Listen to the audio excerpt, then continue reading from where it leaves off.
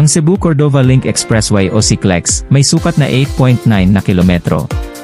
Binuo ng Cebu Link Joint Venture o CLJV, isang kasosyo ng First Balfour, DMCI, at ang Spanish infrastructure company na Acciona, ang Cebu-Cordova Bridge.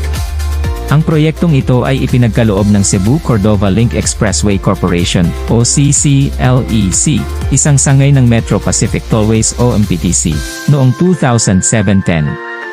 Ang pangunahing istruktura nito, isang 650 metro na cable-stayed bridge na may pangunahing span na 390 metro sa pagitan ng mga pilon, ay matatagpuan sa itaas ng pasukan ng Port of Cebu. Binubuo ng bagong infrastruktura na ito ang isang segment ng kalsada na matatagpuan sa ibabaw ng 5.2 kilometro na embankment pati na rin ang maraming viaducts.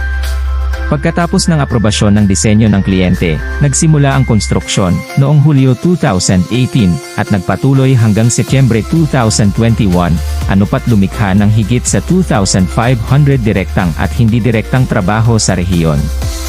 Dahil sa masalimuot na teknikal at logistikang kalikuan ng konstruksyon, nagawa ng Acciona, ang mga kasosyo sa joint venture ang karamihan ng trabaho ng independyente. Ang deck ng tulay ay itinayo gamit ang isang natatanging, underslung form traveler, na nilikha at isinama gamit ang mga pangunahing teknolohiya. Ito ay nagbigay daan para sa pag-install ng buong seksyon na may habang hanggang 7.15 na metro.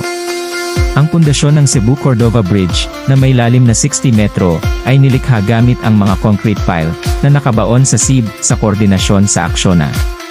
Ang tulay ay layunin na magtagumpay laban sa malakas na likas na kalamidad tulad ng lindol, bagyo, at tsunami.